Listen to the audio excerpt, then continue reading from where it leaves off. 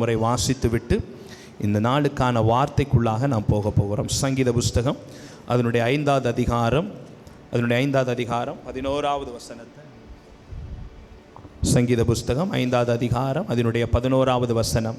சிறு பிள்ளைகள் அழகாக எழும்பி சண்டே கிளாஸுக்கு போங்க பார்ப்போம். தூங்குறவரை ஏன்பா கஷ்டப்படுத்தி விடுப்பா, நீ போப்பா தூங்கட்டும்பா. ஸ்தோத்திரம் ஸ்தோத்திரம், ஹல்லேலூயா. போயிட்டீங்களா? கர்த்தருக்கு மகிமை உண்டாவதா. சங்கீதம் 5:11 நாம் எல்லாரும் சேர்ந்து வாசிக்க போகிறோம். வாசிக்கலாம். உம்மை நம்புகிறவர்கள் யாவரும் சந்தோஷித்து என்னாலும் கம்பீரிப்பார்களாக.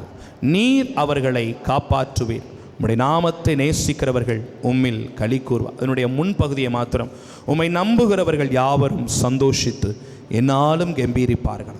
நீர் அவர்களை, இந்த மாதம் கர்த்தர் நம்மை காப்பாற்றுகிற மாதம்.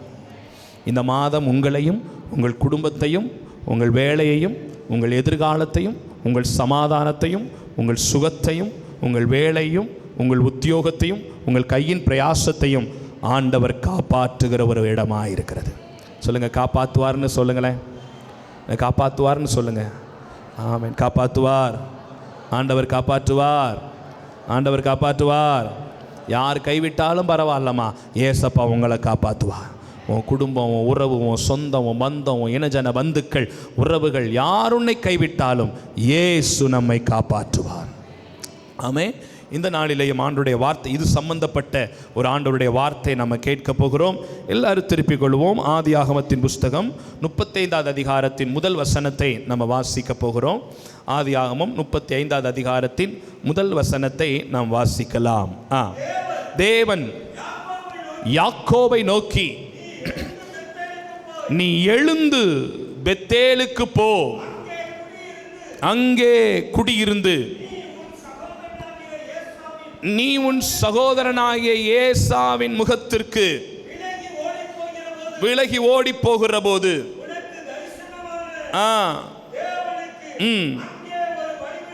அங்கே ஒரு பலிபீடத்தை உண்டாக்கு என்றார்.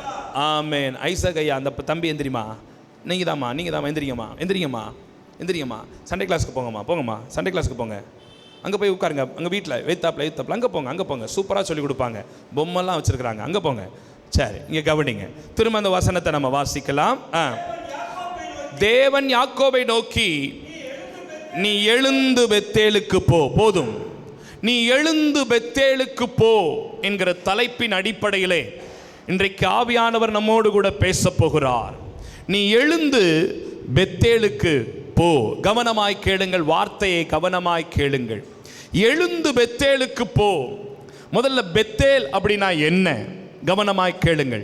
பெத்தேல் அப்படின்னா என்ன? பெத் என்கிறதான வார்த்தையின் அர்த்தம் வீடு, ஹவுஸ். ஏல் என்ற வார்த்தையின் அர்த்தம் சர்வ வல்லமையுள்ள தேவன். எங்கெல்லாம் பைபிளில் El El El, Ebenezer, El Shaddai, El Roi, Jehovah, ஏ ஏ ஏ இந்த உச்சரிப்பு வருகிறதோ, இது எல்லாமே சர்வ வல்லமையுள்ள தேவன் என்று அர்த்தம் படும். அப்ப பெத்தேல், பெத் ஏல் என்றால், பெத் என்றால் வீடு, ஏல் என்றால் அது சர்வ வல்லமையுள்ளவருடைய வீடு. ஆமென். அப்ப இந்த வார்த்தை என்ன சொல்லுகிறதுனா, எழுந்து பெத்தேலுக்கு போ அப்படின்னா, எழுந்து தேவனுடைய சபைக்கு போ, எழுந்து தேவனுடைய வீட்டுக்கு போ, எழுந்து தேவனுடைய சமூகத்துக்கு போ, எழுந்து தேவனுடைய பிரசன்னத்துக்கு போ, எழுந்து தேவனுடைய அபிஷேகத்துக்கு போ, எழுந்து தேவனுடைய மகிமைக்கு போ என்று சொல்லி இந்த இடத்திலே நாம் பார்க்கிறோம். அல்லேலூயா சொல்லுவோமா? அப்பப்ப மாத்திரம் ஒரு அல்லேலூயா அப்படின்னு நான் சொல்லும்போது நம்ம இணைந்து சொன்னா போதும், மற்ற நேரத்தில் சொல்ல தேவையில்லை. ஒரு அல்லேலூயா. எழுந்து பெத்தேலுக்கு போ.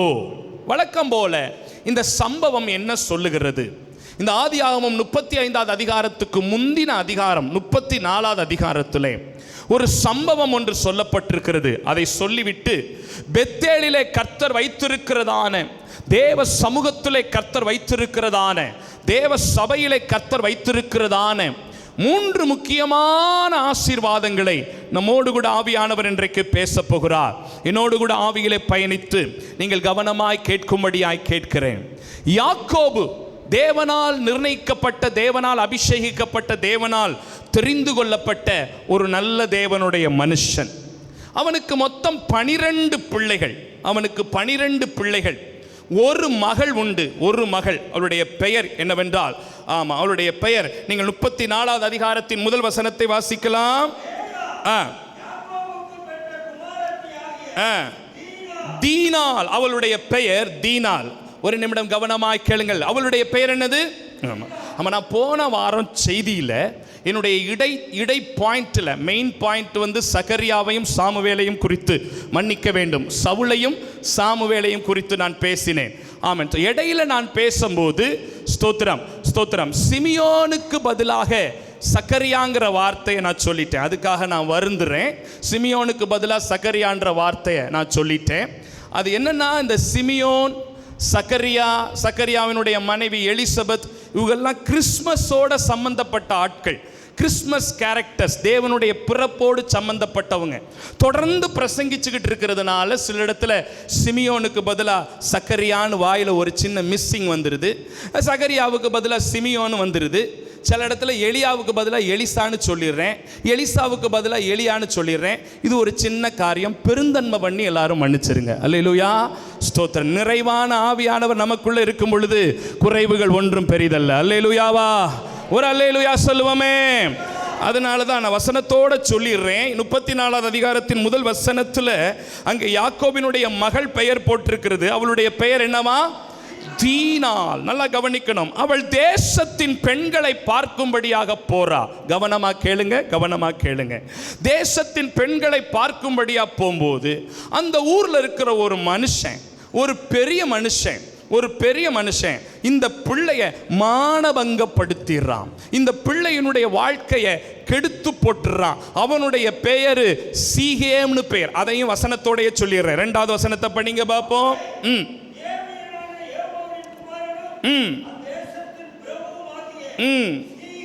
சீகேம் என்பவன் கண்டு அவளை கொண்டு போய் அவளோட சயனித்து அவளை என்ன செய்தானா? தீட்டுப்படுத்தினான். யார் தீட்டுப்படுத்தினவன் பேர் என்னது? சீகேம். தீட்டுப்படுத்தப்பட்டவள் யாரு? தீனாள். அவள் யாருடைய மகள்? யாக்கோபின் மகள், ஒத்த மகள்.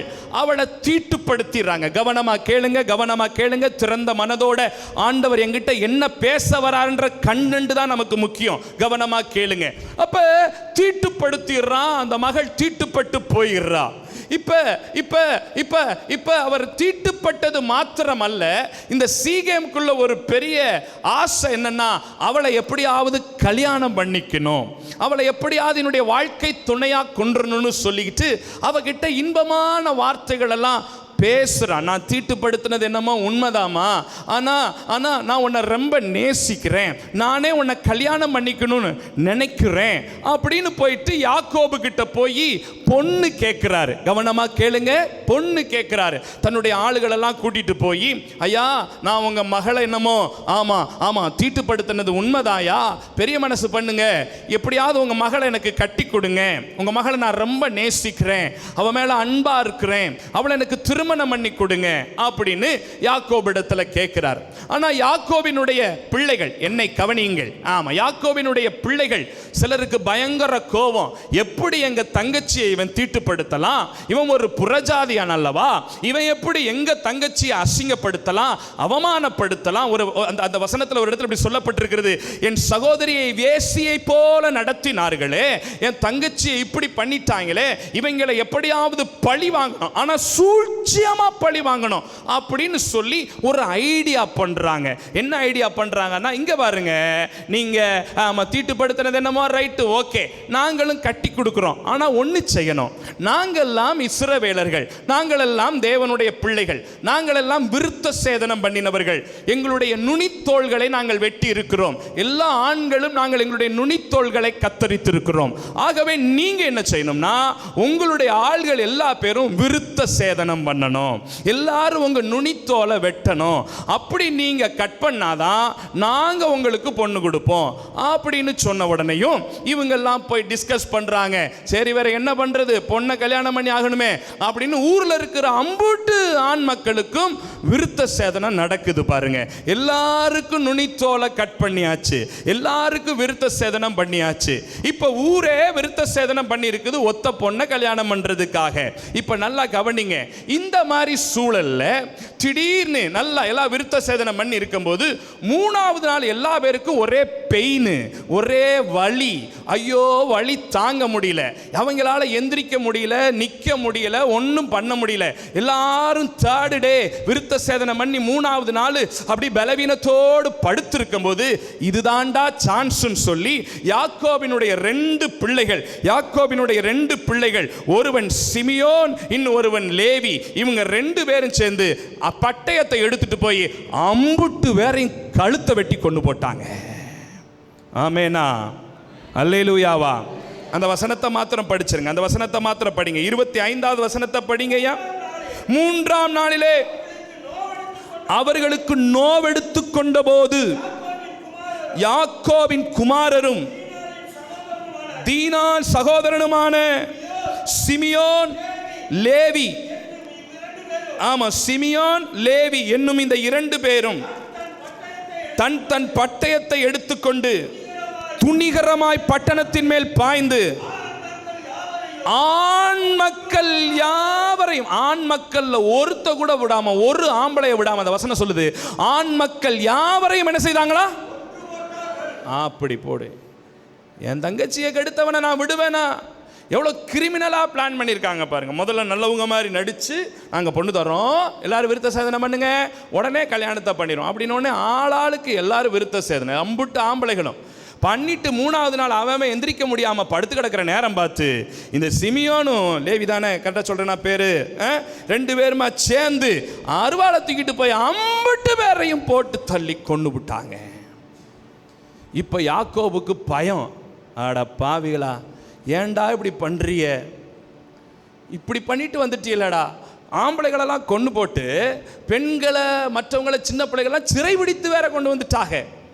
ஒரே யாக்கோபுக்கு பயம், தூக்கம் வர மாட்டேங்குது. இப்படி பண்ணிவிட்டீங்களடா, இப்படி பண்ணிவிட்டீங்களடா. அவங்க வேற யாரையாவது சொல்லி வந்து நம்ம மேலே சண்டை போட்டாங்கன்னா நமக்கு எப்படிடா நம்ம தாங்குவோம். புலம்புறாரு பாருங்களேன், அந்த வசனத்தை படிங்க, அந்த வசனத்தை படிங்க. புலம்புறாரு பாருங்க. 34வது அதிகாரத்தினுடைய 30வது வசனத்தை வாசிங்க. அப்பொழுது யாக்கோபு சிமியோனையும் லேவியும் பார்த்து, இந்த தேசத்தில் குடியிருக்கிற கானானியரிடத்திலும் பெரிசியரிடத்திலும் என் வாசனையை நீங்கள் கெடுத்ததினாலே ஐயோ என்ன கலங்க பண்றீங்கடா, ஏண்டா இப்படி பண்றீங்க, ஏண்டா இப்படி பண்றீங்க, பொண்ணு தரமாட்டேன்னா தரமாட்டேன்னு சொல்ல வேண்டியதாண்டா, ஏண்டா அவங்கள விருத்த சேதனை மண்ண சொல்லி 3ஆவது நாள்ல அம்புட்டு வேறையும் போட்டு தள்ளி போட்டிய. இப்ப எனக்கு ஒரே பயமா இருக்கு. நான் கொஞ்சம் நம்ம கொஞ்சம் ஆளுகடா, அவங்க நமக்கு விரோதமாய் கூட்டம் கூடி, ஆமா நம்ம எல்லாரும் அழியும்படி நம்மை வெட்டி போடுவார்களே என்றான். அதற்கு அவர்கள் எங்கள் சகோதரியை ஒரு வேசியை போல நடத்தலாமோ, அவங்க மட்டும் எங்க தங்கச்சியை வேசிய மாதிரி நடத்தலாம், நாங்க வெட்டக்கூடாதா? அப்படித்தான் வெட்டுவோம்.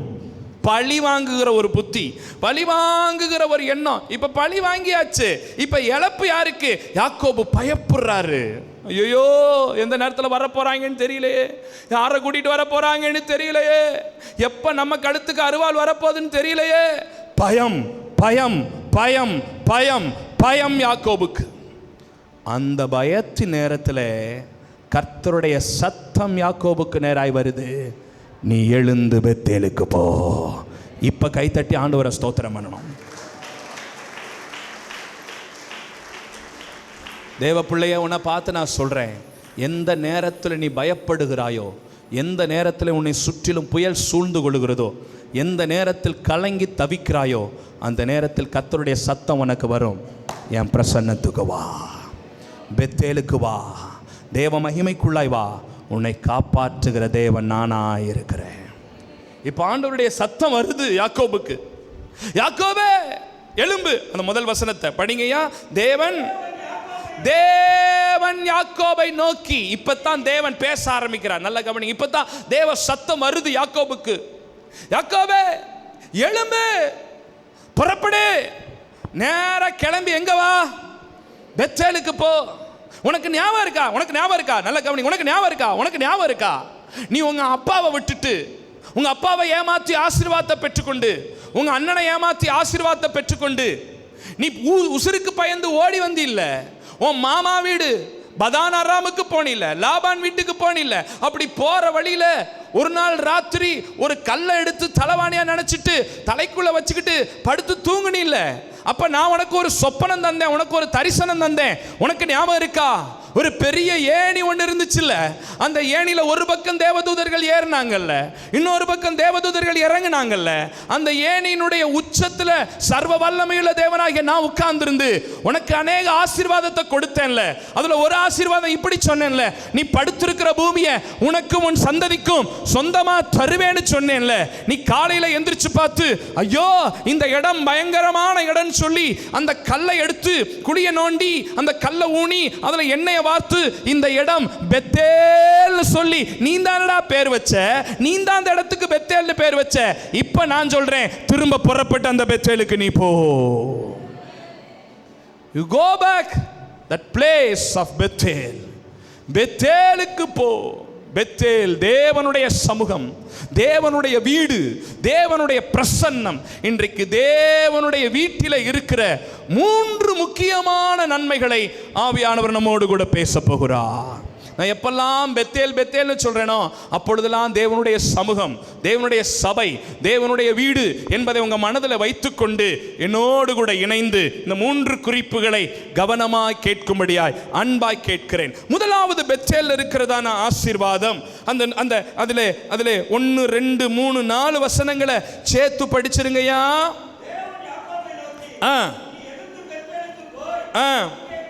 அங்கே குடியிருந்து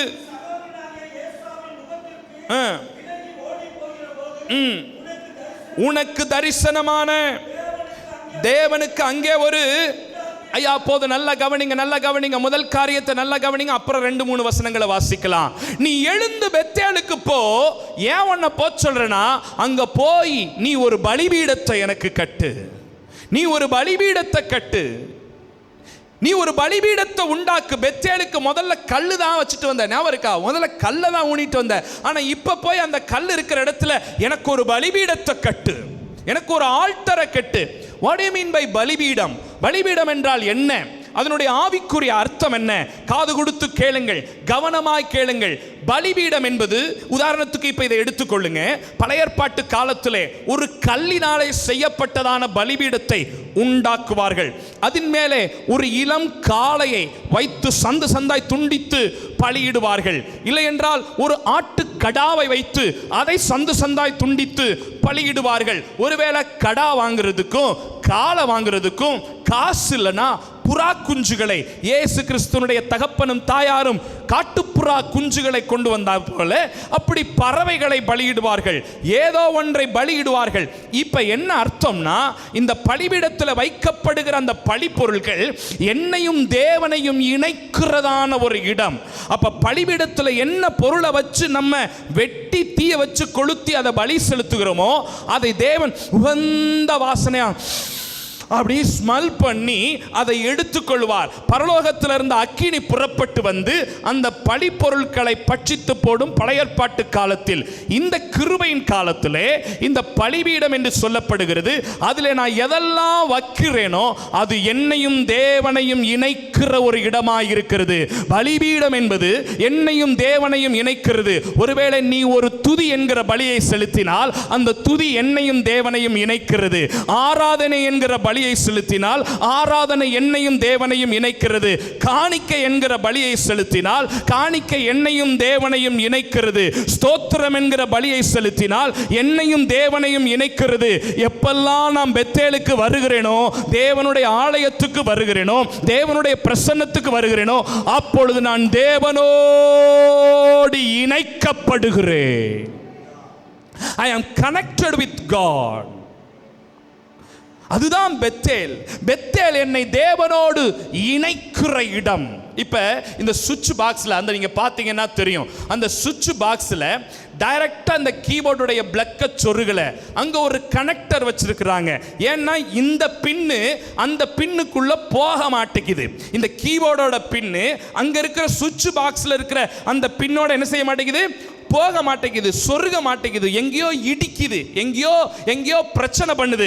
பல நேரத்தில் நீங்களும் நானும் ஒன்னா தேவனோட இணைய முடியல, டைரக்டா இணைய முடியல. இப்போ ஒரு கனெக்டர் தேவை. ஒரு 50 ரூபாய்க்கு 100 ரூபாய்க்கு ஒரு கனெக்டர் தேவை. இதுல இருக்கிற ஒரு பின்னை கொண்டு போய் கீபோர்டு பின்ல சொருகி அந்த பின்னை கொண்டு போய் மெயின் சுவிட்ச் பாக்ஸ்ல இருக்கும்போது மெயின் சுவிட்ச் பாக்ஸினுடைய கரண்ட் அந்த கனெக்டருக்குள்ள வந்து கனெக்டருக்குள்ள கூடி கீபோர்டுக்குள்ள வருது.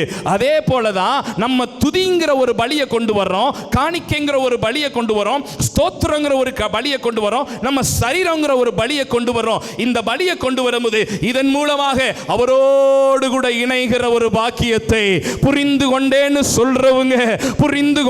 சொல்றவங்க ஆமென், தேவனை மகிமைப்படுத்தலாம். எப்பொழுதெல்லாம் நான் பெத்தேலுக்கு வருகிறேனோ I will connected with God, I will connected with the presence of God. அவரோடு கூட இணைகிறேன். வாலிப பிள்ளையே, நீ சபைக்கு வரும்போது அவரோடு இணைகிறாய், துதிக்கும் போது அவரோடு இணைகிறாய், கை தட்டும் போது அவரோடு இணைகிறாய், ஸ்தோத்திரம் பண்ணும் போது அவரோடு இணைகிறாய்.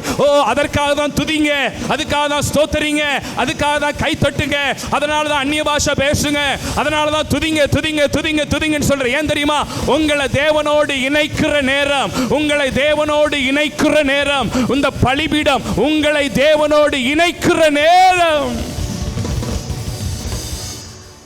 ரெபெக்கா தேவனோடு இணைக்கிற நேரம் இது பலிபீடம், பெத்தேல். அப்ப முன்னாடி நின்று நடத்துற எங்களுக்கு என்ன வேலைன்னா, உங்களை தேவனோட இணைக்கிறதா எங்களுக்கு கர்த்தர் கொடுத்திருக்கிற வேலை. அதுதான் அழகா வெஸ்லி அண்ணன் ஒரு சின்ன கிளிப்பிங்ல பார்த்துருக்கிறேன். வொர்ஷிப் லீடர்ஸுக்கு முன்னின்று நடத்துறவங்களுக்கு ஒரே ஒரு வேலை தான், ஆசாரியனுக்கு ஒரே ஒரு வேலை தான். பிரகாரத்தில் நிற்கிறவங்களை கையை பிடிச்சு கொண்டு வந்து மகா பரிசுத்த ஸ்தலத்தில் விட்டுட்டா முடிஞ்சு போச்சு. அவ்வளவுதான் எங்களுக்கு வேலை. உங்களை தேவனோட இணைக்கணும். நீங்க தேவனோட இணைஞ்சிட்டீங்கன்னா எங்களுடைய வேலை ரொம்ப ஈஸியா போயிடும். நீ இணையாம, கையை தட்டாம, துதிக்காம, கையை கட்டிக்கிட்டு அங்க பார்த்துக்கிட்டு இங்க பார்த்துக்கிட்டு அதை நோண்டிக்கிட்டு இதை நோண்டிக்கிட்டு வெளியில போறதா உள்ள வர்றதா, அவங்க ஆடுறாங்களா அவங்களான்னு பார்க்க தேவனோட இணைய முடியாது. கொஞ்ச நேரம் பயபக்தியா அந்த பாட்டை உணர்ந்து அட்லீஸ்ட் கண்ணையாவது மூடி அந்த பிரசன்னத்தோட இணைஞ்சிட்டீங்கன்னா நீங்க தேவனோட இருக்கிற உணர்வை உங்களால உணர முடியும் brother. It is practically true. நீங்க அதை அனுபவிச்சாதான் அது உங்களுக்கு புரியும். அல்லேலூயா சொல்லுங்க பாப்போம். சத்தமா இன்னும் ஒரு அல்லேலூயா சொல்லுங்க பாப்போம். பெத்தேல் என்னை தேவனோடு இணைக்கிற இடம். முதல் குறிப்புக்காக கண்களை மூடி வலது கரத்தை உயர்த்தி ஆண்டவரை ஸ்தோத்திரம் பண்ணி ஜெபம் பண்ணுங்க. ஆண்டவரை, எப்பெல்லாம் நான் பெத்தேலுக்கு வர்றேனோ அப்பொழுதெல்லாம் தேவனோட இணைகிறேன். எப்பொழுதெல்லாம் பெத்தேலுக்கு வர்றேனோ அப்பொழுதெல்லாம் தேவனோட இணைகிறேன். அப்பொழுதெல்லாம் தேவ பிரசன்னத்தோடு இணைகிறேன். அப்பொழுதெல்லாம் தேவ மகிமையோடு இணைகிறேன். அப்பொழுதெல்லாம் அவருடைய அபிஷேகத்தில் இணைகிறேன், அவரோடு கூட இணைகிறேன். அப்போ இணையும் போது என்ன நடக்குது, அங்கே என்ன நடக்குது அதையும் படிச்சிருங்களேன். 2வது 3வது 4வது வசனத்தை சேர்த்து படிச்சிருங்கய்யா.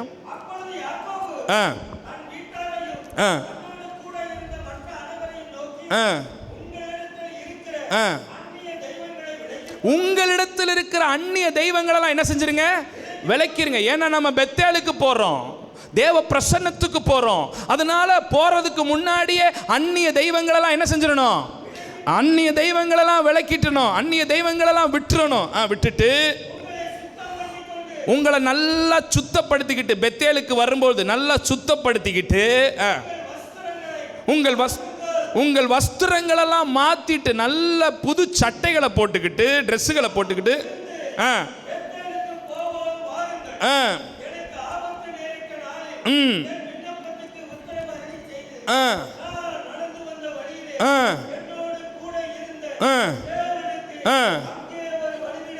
அங்கே ஒரு பலிபீடத்தை உண்டாக்குவோம் என்றான். அப்பொழுது அவர்கள் தங்கள் கைகளில் இருந்த இவங்க யாக்கோபுடைய பிள்ளைக தான். ஆனா கூட இவங்க பாருங்க, யாக்கோபுடைய பிள்ளைக தான். ஆனா கூட தங்கள் கைகளில் இருந்த அந்நிய தெய்வங்களையும் தங்கள் காதணிகளையும் யாக்கோபிடத்தில் கொடுத்தார்கள். யாக்கோபு அவைகளை சீகேமூரின் அருகிலே இருந்த ஒரு கர்வாலி மரத்தின் கீழே. நல்லா கவனிங்க, யாக்கோபு தன் பிள்ளைகளை மக்களை பார்த்து சொல்றாரு, இங்க பாருங்க, நம்ம பெத்தேலுக்கு போறோம் பிள்ளைகளா, பெத்தேலுக்கு போறோம். எல்லாரும் உங்க கையில இருக்க அந்நிய தெய்வங்கள் எல்லாத்தையும் அகற்றி போடுங்க. இப்ப நான் என்ன சொல்றேன்னா, யாக்கோபுடைய பிள்ளைங்க தானே, கர்த்தருடைய பிள்ளைங்க தானே, தேவனுடைய பிள்ளைங்க தானே, அப்ப என்னத்துக்கு அவங்கள பார்த்து அந்நிய தெய்வங்களை விளக்க சொல்றாரு? அப்படின்னா அப்படி கர்த்தருக்குள்ள இருந்தா கூட அங்கங்க ஒரு சில பேர் புதைச்சு வச்சுக்கிட்டு இருக்கிறாரு அந்நிய தெய்வங்களை. இப்ப அதனால என்ன சொல்ல வர்றீங்க பாஸ்டர்? நம்ம கூட தேவனுக்குள்ள தான் இருக்கிறோம். இப்ப கூட திருவிருந்துக்கு முன்னாடி தான் வந்திருக்கிறோம். இப்ப கூட பரிசுத்த மேஜைக்கு முன்னாடி தான் வந்திருக்கிறோம். ஆண்டவர் நம்மளை பார்த்து சொல்றாரு, அந்நிய தெய்வங்களை விளக்கிரு, வஸ்திரங்களை மாற்றிக்கொள், பரிசுத்தப்படுத்திக்கொள். அதெல்லாம் கர்வாலி மரத்தின் கீழே குழி நோண்டி புதைச்சிரு. கர்வாலி மரம்னாலே ஒரு சாபத்தின் மரம், ஒரு பாவத்தின் மரம். என்ன அப்சலோம்ங்கிறவன் யுத்தத்துக்கு போயிட்டு வரும் பொழுது, அவன் தன்னுடைய கழுதையின் மேல பயணித்து வரும் பொழுது அவனுடைய தலைமுடியானது சன்னல் பின்னலான ஒரு கர்வாலி மரத்தின் கீழே சிக்கி கொண்டபடினாலே காலுக்குள்ள இருந்த கோவேரி கழுதையும் போயிருச்சு. அது நடுவில் தொங்கிக் கொண்டிருக்கும் பொழுது ஒருவன் பார்த்து முக்கூருள் ஆயுதத்தை எடுத்துக்கொண்டு வந்து அவனை குத்தி கொன்று போட்டான் என்று சொல்லி வேதத்தில் வாசிக்கிறோம். கர்வாலி மரம் ஒரு சாபத்தின் மரம், அருவருப்பின் மரம். ஆண்டவர் என்ன சொல்றாரு? விக்கிரகங்களை, அசுத்தங்களை, அருவருப்புகளை எல்லாம் அசுத்தத்தோட அசுத்தமா புதைச்சிட்டு இன்னைக்கு திருவிருந்து டேபிளுக்கு முன்னாடி வந்திருக்கிற நீ உன்னை பரிசுத்தப்படுத்திக் கொள்ளணும். அல்லேலூயாவா. அப்பத்தான் தேவனோடு கூட என்ன செய்ய முடியும்? கனெக்ட் ஆக முடியும். எல்லாரும் ஒரு விசை கண்களை மூடி வலது கரத்தை உயர்த்தி கம்யூனியனுக்கு முன்னாடி வந்திருக்கிற என்ன நீங்க பரிசுத்தப்படுத்துங்கப்பா. இன்னும் கொஞ்ச நேரத்தில் திருவிருந்து எடுக்க போறேன். இன்னும் கொஞ்ச நேரத்தில் திருவிருந்து எடுக்க போறேன். உன் வாயிலிருந்து வந்ததான வார்த்தைகள், பொறாமைகளின் வார்த்தைகள், போட்டிகளின் வார்த்தைகள், எரிச்சல்களின் வார்த்தைகள், பகைமைகளின் வார்த்தைகள், அசுத்த வார்த்தைகள், அருவருப்புகளின் வார்த்தைகள், ஸ்தோத்திரம், எத்தனையோ காரியங்கள், ஜபக்குறைவு, வேதவாசிப்பு குறைவு, அசுத்தமான காரியங்கள், அருவருப்பான காரியங்கள், இச்சைகள், பாவங்கள், வேசித்தனங்கள், விபச்சாரங்கள், பிறனுடைய மனைவியை இச்சையோடு பார்த்தது, பிறனுடைய புருஷனை இச்சையோடு பார்த்தது, பிறனுடைய பிள்ளைகளை இச்சையோடு பார்த்தது, பிறனுக்கானவைகளை இச்சித்தது, ஜபக்குறைவு, வேதவாசிப்பு குறைவு, பரிசுத்த குறைவு, ஊழிய குறைவு, திருவிருந்த மிஸ் பண்ணது, போன மாசத்துல 4 வாரத்துல சில வாரங்களை நீ மிஸ் பண்ணது எல்லாவற்றையும் ஆண்டவருடைய சமூகத்தில் வச்சுட்டு கர்வாலி மரத்தின் கீழே புதைச்சிட்டு இன்னைக்கு பெத்தேலுக்குள்ள கர்த்தர் உன்னை கொண்டு வந்து இருக்கிறாரு. அதனுடைய பரிசுத்த நாம மகிமைப்படுவதாக. கரங்களை உயர்த்தி அல்லேலூயா. So Bethel is a place of connecting. என்னை இணைக்கிற ஒரு இடம், என்னை தேவ சமூகத்தோடு இணைக்கிற ஒரு இடமா இருக்கிறது. இரண்டாவது பெத்தேலை குறித்த இரண்டாவது ஒரு காரியம், 5வது வசனத்தை வாசிங்கய்யா. 5வது. பின்பு பிரயாணம் புறப்பட்டார்கள். அவர்களை சுற்றிலும் இருந்த பட்டணத்தாருக்கு தேவனாலே பயங்கரம் உண்டானதினால் அவர் யாக்கோபின் குமாரரை பின்தொடராதிருந்தார்கள். யாக்கோபும்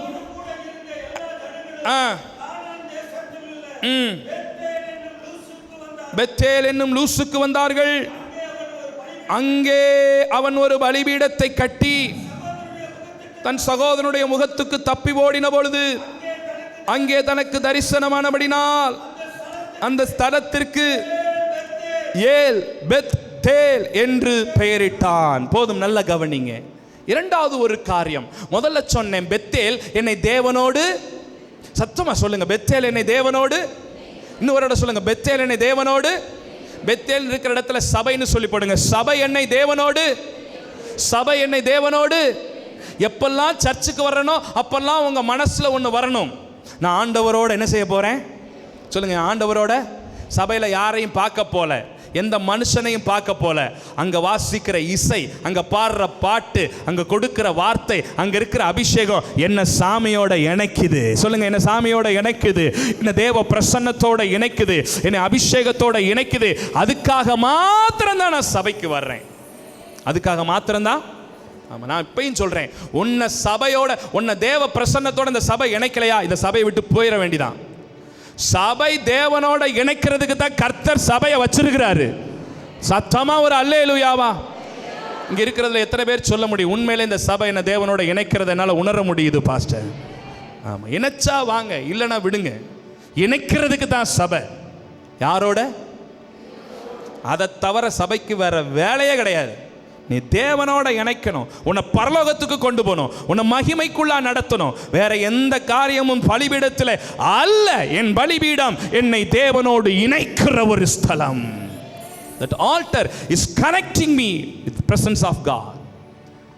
அதுதான் பெத்தேல், அதுதான் பெத்தேல். இப்ப ரெண்டாவது பெத்தேலுக்கு வந்துட்டாங்க. பெத்தேலுக்கு வந்த உடனேயும் இதுக்கு என்னன்னு சொல்லி பேர் வச்சிருந்தாங்க, பெத்தேல். ஆனா இப்ப வந்த உடனே பேரை கொஞ்சம் ஆல்டர் பண்றாரு. அதான் விஷயம். முதல்ல இந்த இடத்துக்கு பேர் என்னது, இப்ப கொஞ்சம் ஆல்டர் பண்றாரு.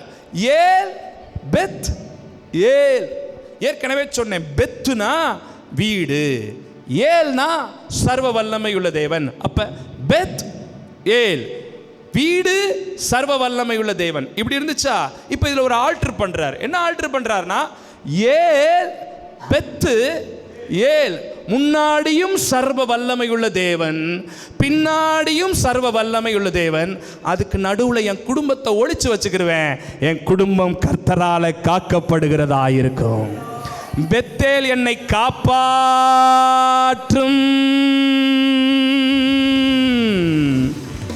Bethel is a place of protect.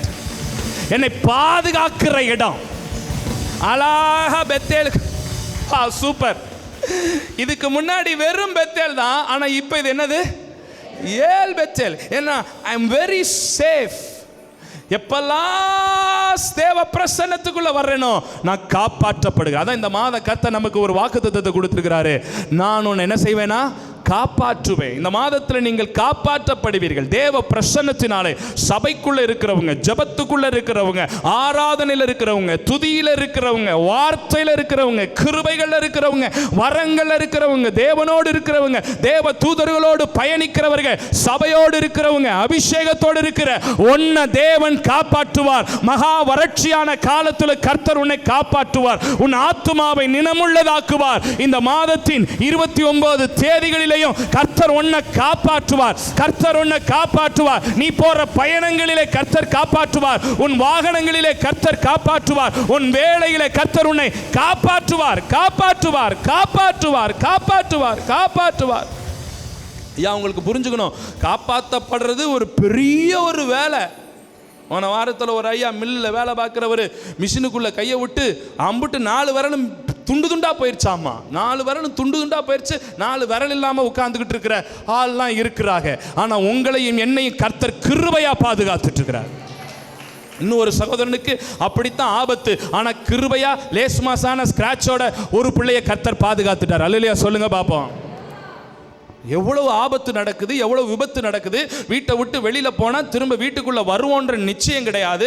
வண்டியை ஓரத்தில் நிறுத்திட்டு உச்சா போயிட்டு இருக்கிறவனே அடிச்சு சாத்தி கொண்டு போடுறாங்க. அப்படிப்பட்ட ஒரு காலத்தில் இருக்கும்போது இயேசு உங்களையும் என்னையும் பாதுகாக்கணும், வீட்டை பாதுகாக்கணும், குடும்பத்தை பாதுகாக்கணும். தூர தேசத்தில் இருக்கிற, தூர பட்டணத்தில் இருக்கிற துஷ்ட மனிதர்களுக்கு, மிரட்டுறவங்களுக்கு, உருட்டுறவங்களுக்கு, உன்னை வெட்டுவேன், உன்னை குத்துவேன், உன்னை சாகடிப்பேன்னு சொல்றவங்களுக்கு முன்னாடி இயேசு உன்னை, உன் குடும்பத்தை, உன் சந்ததியை பாதுகாக்கணும்.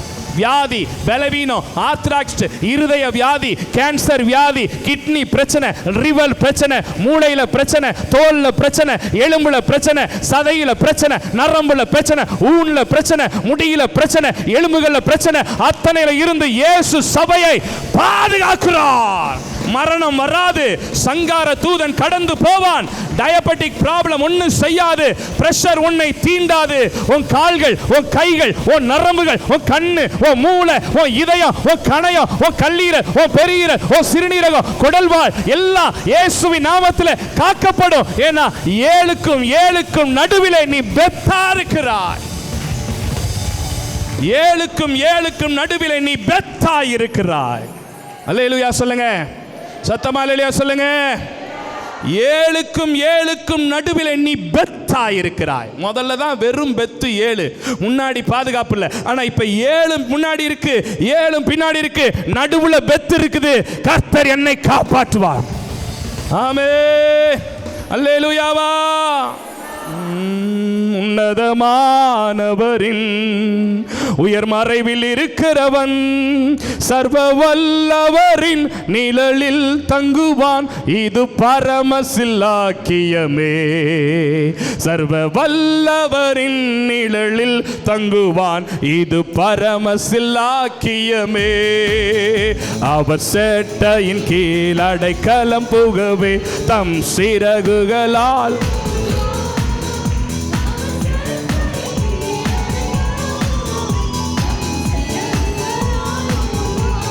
தேவனின் அடைக்கலமே, தேவனின் அடைக்கலமே. ஒரு பொல்லாப்பும் என்னை சேருமோ, ஒரு வாதை நோயும் கூடாரத்தையே அணுகாமலே காத்திடுவார். ஒரு வாதை நோயும் கூடாரத்தையே அணுகாமலே காத்திடு. அவர் சட்டையின் கீழே அடைக்க. விசுவாசத்தோட பாடு, கைதட்டி பாடுங்க. ஒன்னும் அணுகாது, ஒன்னும் அணுகாது, ஒன்னும் அணுகாது, ஒன்னும் அணுகாது. நீ பாதுகாப்பா இருக்கிற, நீ பாதுகாப்பா இருக்கிற. உன் வேலையில பாதுகாப்பு, சரீரத்துல பாதுகாப்பு. ஓ, அவர் சேட்டையின் கீழே. தேவனோட இணைஞ்சு பாடுங்க, தேவ மகிமையோட இணைஞ்சு பாடு, தேவ பிரசன்னத்தோட இணைஞ்சு பாடு. அடைக்கலம் புகவே அவர் சேட்டையின் கீழ் அடைக்கலம் புகவே தம் சிறகுகளால் மூடுவார். பகலின் அன்புக்கும் அந்த படுங்க. பகலின் பயங்கரத்திற்கும் இருளில் நடமாடும் கொள்ளை நோய்க்கும் நான் பயப்படவே மாட்டேன். கொள்ளை நோய்க்கும் நான் பயப்படவே மாட்டேன். அவர் சட்டையின் கீழே என் கீழ் அடைக்கலம் புகவே தம் சிறகுகளால்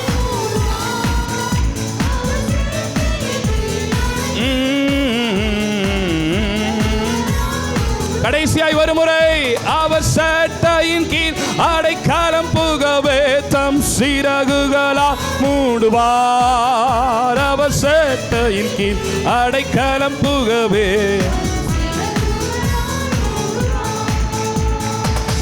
ஒரே ஒரு அல்லேலூயா.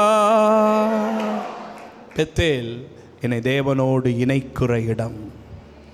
பெத்தேல் என்னை காப்பாற்றுகிற இடம். கடைசியாக இப்போ போகிறாங்க, பலிபீடத்தை கட்டிட்டாங்க, பலியும் செலுத்திட்டாங்க.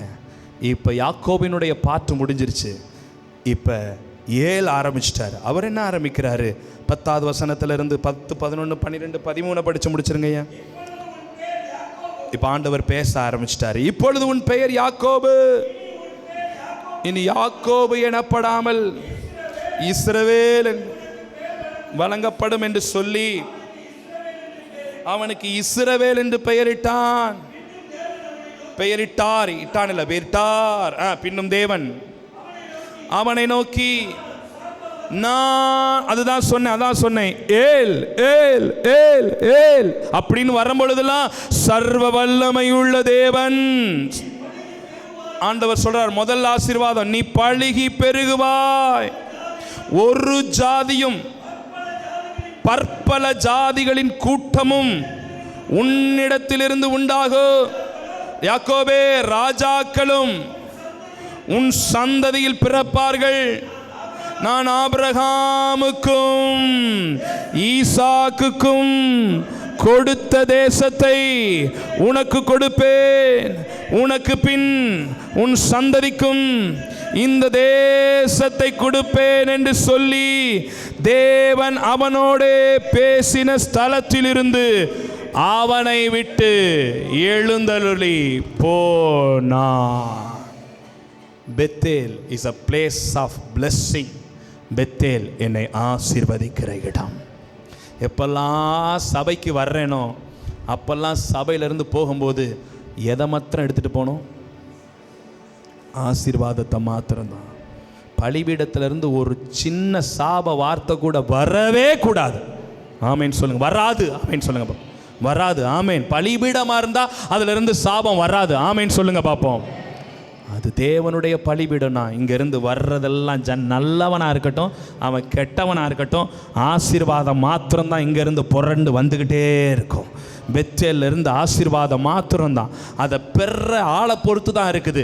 அவங்க மேலே அவங்க சுத்திகரிச்சுட்டு எல்லாத்தையும் க்ளீன் பண்ணிட்டு கருவாலி மரத்தின் கீழே வச்சுட்டு வந்தாங்கன்னா இங்கேருந்து கிடைக்கிற ஆசீர்வாதம் தலை மேலே வந்து விடிஞ்சுக்கிட்டே இருக்கும், சந்ததி மேலே விடிஞ்சுக்கிட்டே இருக்கும். அவன் இன்னும் புதைக்காமல் இன்னும் பழைய வஸ்திரத்தையே உடுத்திக்கிட்டு இன்னும் அப்படியே இருந்துக்கிட்டு வந்து உட்கார்ந்துருந்தா அது ஒன்றும் பண்ண முடியாது. ஆனால் இங்கேருந்து கொட்டப்படுற ஆசீர்வாதம், இங்கிருந்து வீசப்படுகிற ஆசீர்வாதம் எல்லார நோக்கியும் பலிபீடம் பெத்தேல் என்னை ஆசீர்வதிக்கிற இடம், பெத்தேல் என்னை உயர்த்துகிற இடம். எலும்பி நின்று சொல்லுங்க, பெத்தேல் என்னை ஆசீர்வதிக்கிற இடம், பெத்தேல் என்னை ஆசீர்வதிக்கிற இடம். பைபிள் எல்லாம் மூடிட்டு பேனாவெல்லாம் மூடிட்டு எழும்பி நின்று ஆமென், பெத்தேல் என்னை ஆசீர்வதிக்கிற இடம், பெத்தேல் என்னை ஆசீர்வதிக்கிற இடம். தேவனுடைய சபை என்னை ஆசீர்வதிக்கும். எப்பெல்லாம் சபைக்கு வர்றோமோ எல்லாருக்கும் சந்தோஷம்தான், எல்லாருக்கும் சமாதானம் தான். நீ ஆலயத்துக்கு வந்துட்டு துக்க முகத்தோட போகக்கூடாது. நீ ஆலயத்துக்கு வந்துட்டு சமாதான குறைவா போகக்கூடாது.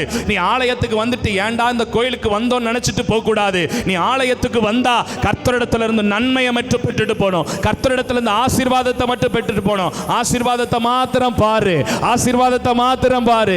சபையில பெத்தேலினுடைய ஆசீர்வாதங்களை பாரு, பெத்தேலினுடைய நன்மைகளை பாரு.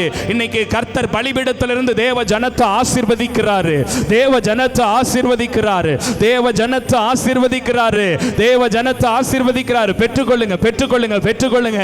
ஏன்னா பெத்தேல்னாலே ஆசீர்வாதம் தான், பெத்தேல்னாலே ஆசீர்வாதம் தான்.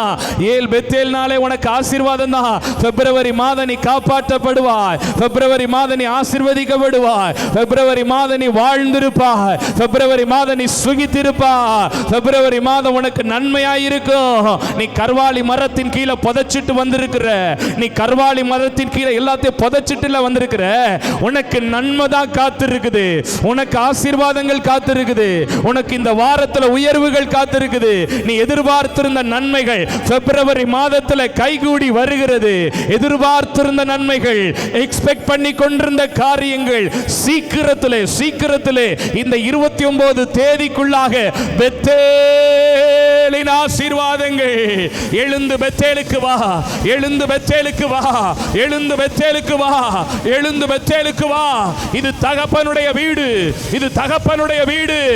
பெத்தேல் என்னை தேவனோடு இணைக்கிற இடம், பெத்தேல் என்னை தேவனோடு இணைக்கிற இடம், பெத்தேல் என்னை பாதுகாக்கிற காப்பாற்றுகிற இடம், பெத்தேல் என்னை ஆசீர்வதிக்கிற இடம்.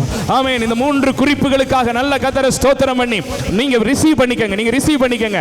ஆண்டவரோட இணைவேன், ஆண்டவரோட இணைவேன். எப்பெல்லாம் பெத்தேலுக்கு வர்றேனோ அப்பொழுதெல்லாம் I am connected with God, I am connected with God. தேவனோடு இணைக்கிற இடம் என்ன பலிபீடம், என்ன தேவனோடு இணைக்குது, என்னை தேவனோடு இணைக்குது, என்னை தேவ பிரசன்னத்தோடு இணைக்குது, என்னை அந்நிய பாஷையோடு இணைக்குது. ரகத நகதட ரகதன நபஷிக்கரோ. அப்ப தேவ ஜன இணைஞ்சிரு, இணைஞ்சிரு, இணைஞ்சிரு. தனித்து நிக்காதே, வெளியே நிக்காதே, வெளியே நிக்காதே. பலிபீடத்துக்குள்ள வந்துரு, பலிபீடத்தை கட்டிரு, இணைஞ்சிரு, இணைஞ்சிரு. அவர் பிரசன்னத்தோட வேற ஒன்னையும் பார்க்காத, வேற ஒன்னையும் சிந்திக்காத. அபிஷேகம் தான் நமக்கு தேவை, இயேசு தான் தேவை. அவரோடு இணைஞ்சிரு, அவரோட இணைஞ்சிரு. உன்னால அவர் உன்னை காப்பாத்திடுவாரு, அவர் உன்னை காப்பாத்திடுவாரு, அவர் உன்னை ஆசீர்வதிப்பாரு. பெத்தேல் நல்ல கைத்தட்டி பெத்தேலுக்காக கர்த்தரை ஸ்தோத்திரம்.